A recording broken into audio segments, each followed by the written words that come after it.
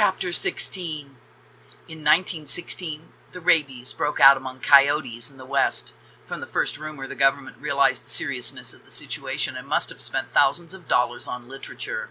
We were about as small a ranching outfit as anyone could be, but each mail day brought a government bulletin telling all about the progress of the rabies, its symptoms, and its reaction on cattle and other animals infected. I was particularly interested in its reaction on cattle, as we now had about 50 head. There was one purebred red Durham bull, of which I was especially proud. We had bought him as a yearling and had paid all our year's savings for him. To me, the bull represented the coming realization of my dreams. Someday, we were going to get out of the homesteader class. The name homesteader, or nester, as we were called, was an insult to me, a moniker of inferiority. I'd overheard our children being called nester brats, but with our herd growing and our purebred bull, we would soon be known as cattlemen, owners of the Olds cattle ranch. I didn't want anything to happen to that bull. Daddy was bedfast most of the time that winter and wasn't much interested in the government reports, but I was. I would bring each pamphlet into his room and read it aloud, and he would say, "Ah, hell, old lady, don't pay any attention to them. It's just some government scheme to get money by raising taxes to start some kind of new biological survey or something of that kind." I was worried from the very beginning, for I was proud of our little herd of cattle and didn't want the rabies to get among them. I read all the bulletins carefully so I would be able to recognize the disease in case we had an outbreak. One morning, Bob, the old blacksmith who worked for the PF outfit for 20 years and had started up his forge at 5 a.m. every morning of that 20 years, went out to start his forge and had to kill a mad coyote with a pitchfork. Then, with his lantern in his hand, he walked 2.5 miles to our house and warned me to keep the children in the yard and the dogs tied up. I was very worried, and I followed his advice. Daddy thought it was all foolishness. "I bet, old lady," he said, that coyote Bob killed didn't have rabies. He probably went inside the shop for shelter from the cold." I didn't listen to Daddy, but for 3 weeks I kept the children in the yard and the dogs tied up. Soon after, though, I became careless and turned both dogs and children loose. Edson was working in Reno that winter, but he came home on weekends. One Sunday morning, the little children were all outside in the yard playing when all of a sudden they all came screaming into the house, "Mad coyote! Mad coyote!" Through the open door, we could see the animal. He had come within a few feet of where the children were playing, was still standing there unperturbed by all the running and screaming. Hell broke loose in our kitchen, and I believe that's putting it mildly. We all lost our heads. I stood there clutching first one child, then another, and trying to put my arms around them all at once. "Where's Jessie? Where's Alice? Is Albert here?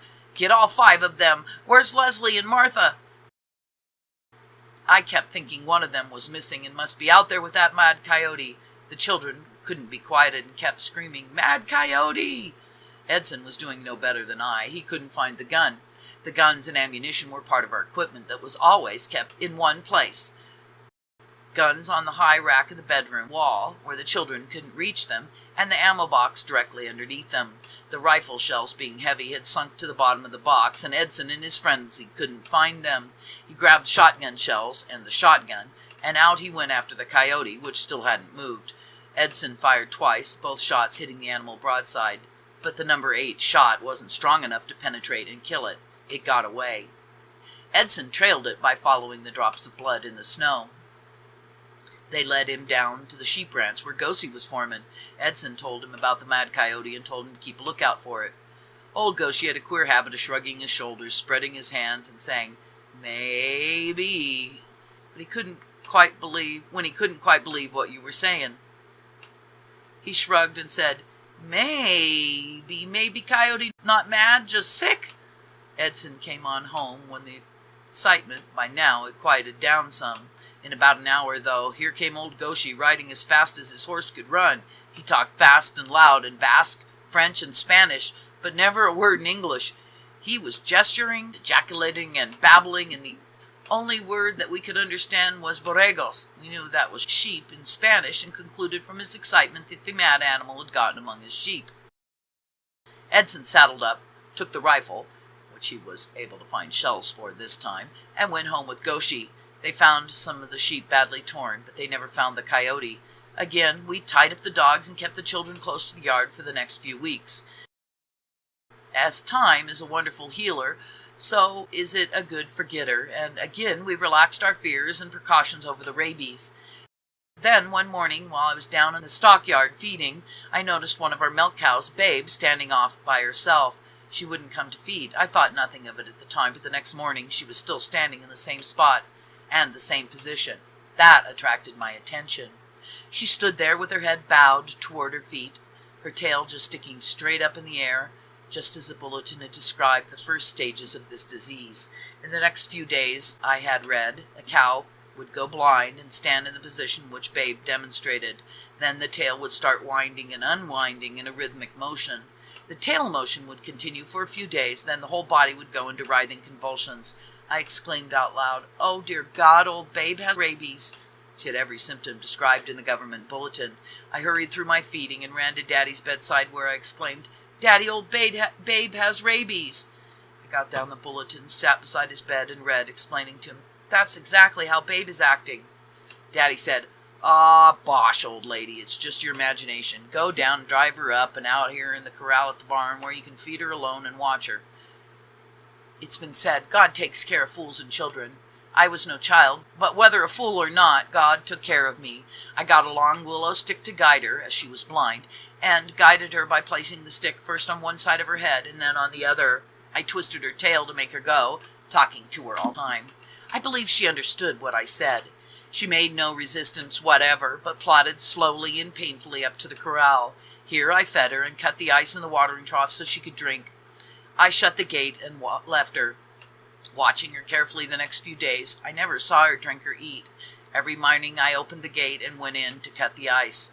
On the third day I went in, she broke past me, bawling and jumping, and ran up the gulch a few hundred yards where she laid down.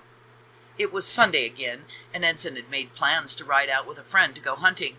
I told him about Babe, read the pamphlet for the 1000th time, and explained it to him. I asked him to go shoot her. Daddy called from his bed, "Don't shoot her, Edson. I think it's the old lady's imagination." Edson looked dubiously at me and said, "Well, it's Dad's cow." "I don't care whose cow it is," I retorted. "You're not going back into town and leave me here with a sick man and a mad cow. So now go, have your hunt, but save some shells so you can kill her when you get back." About a half hour after the boys left, old Babe came down to the house. Whether it was because she was a pet or wanted us to help her, or for what reason, I don't know. But she put on an awful death battle right in front of Daddy's window and not 50 feet away. She bellowed, and not a regular cow's bawling, but the most maniacal bellow I'd ever heard. She dug holes 2 feet deep in the ground with her horns and hooves. She chased birds, chickens, anything that moved, and her whole body twitched and writhed all the time. She kept this up for 5 hours. We had the cats and the dogs in the house, but all the children were over playing on the haystack. I yelled at them to stay there, but after an hour or two they got cold and wanted to come home. "No, sir," I yelled at them. "Burrow down under the hay to keep warm, but don't you dare come home." The hunters hadn't found any game, but they had shot away all their shells but one, target practicing. When Edson happened to think of Ma's mad cow, well, maybe she was mad. They'd better save one shell.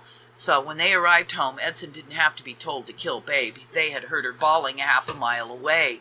When they came near enough, Edson jumped off his horse, raised the gun to fire. I was standing in the front porch with my hands clenched till the fingernails cut into my palms, into the palms of my hand, praying, "God, take care of my boy. God, help my boy." I saw him. She saw him and charged. Edson stood there smiling, gun raised, with Babe bearing down on him. He waited till she was a thin 20 feet from him. And then he fired. She went down. Edson put a lasso rope around her neck, the dallies around the saddle horn, and hauled her away into the high sagebrush. We all piled brush on top of her and cremated her according to government orders. That was the tensest moment in my life, when I stood on the front porch and watched that mad cow bear down on my 17-year-old son. If I'd known he had only one shell, I think I would have collapsed. Now we worried about how many of our cattle had been bitten by that coyote. We worried even more about how to kill them without any rifle shells. Edson said he'd send out a box of shells through the mail and we'd get them the next mail day, the following Saturday. Since it was only Sunday, we had a whole week of suspense in front of us. We could only hope that there was no more outbreaks of rabies in our herd. But The very next morning I went down to feed. There stood our prize bull, head down at his feet, tail in the air, standing in the very spot where Babe had stood. I cried aloud, "Oh my God, no, not our prize bull." But there he stood. It could be nothing else but rabies. I went on feeding, and then I went up to Daddy and told him what I'd found. I asked him if he didn't have strength enough to get up and go down and kill the bull. He said, "No, there's nothing to kill him with except the shotgun and number 8 shot. It can't be done." I didn't force the issue, but I knew that some way we had to kill that bull, and the sooner the better. The next day I went down to feed. The bull hadn't moved. Right then I went on strike. I went back into the house and into Daddy's bedroom. "Daddy, you'll have to get up and come kill that bull. I won't feed another spear of hay until you do. There's no sense letting him go through the same torture old Babe did. He might kill some of the stock or even one of the children. I believe if you hold the shotgun right next to his body over the heart, the shot will penetrate and kill him." Daddy got up and dressed. He was very wobbly and insecure on his feet. As we went down to the meadow, he had to lean heavily on my shoulder, and I carried the gun. When we walked up to the mad bull, I was right beside Daddy to protect him if anything unexpected happened. He placed the muzzle of the gun on the hide just behind the left shoulder and fired both barrels. The bull went down and got to his feet again while Daddy was reloading. He gave him 2 more barrels in the same place. The bull staggered and wobbled across the meadow and into the high sagebrush a 1/4 mile away, and then he fell. I left Daddy there while I followed across the meadow to see if the animal was dead. I kicked him and punched him with a stick, and he didn't move, so I went back to Daddy pronouncing the bull dead and helped Daddy back to the house. It was a slow process, as it was steeply uphill all the way, and he had to sit down and rest several times. I thought surely every rest he took would be his last. I blamed myself for everything. Why had I insisted on him getting up to shoot the bull? Why didn't I have guts enough to shoot it myself? I berated myself all the way back to the house. At last I got him into bed, resting comfortably. At 4 p.m., the school was out. The teacher and I and the children went down to the meadow and began piling sagebrush on the bull.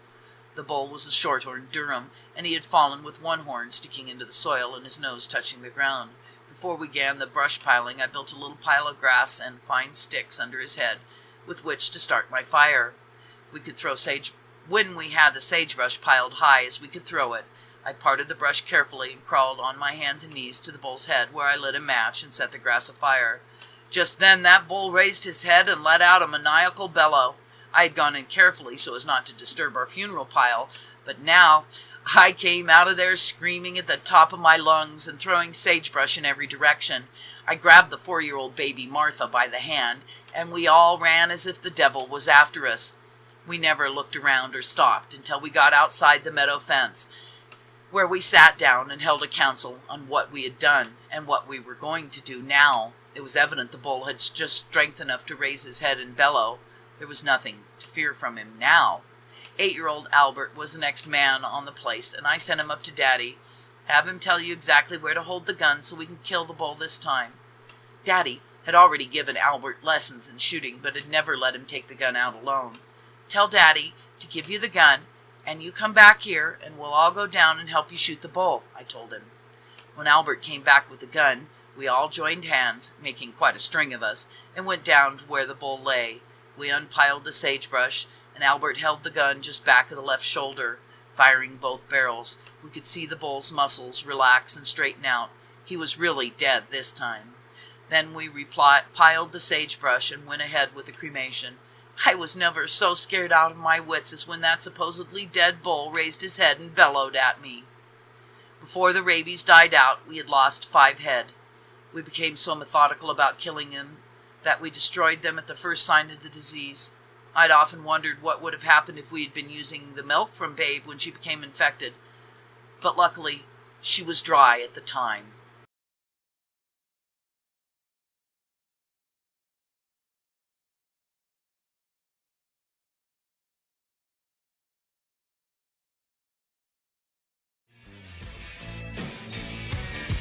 And I feel like New York City. Get me to the farm. Get me to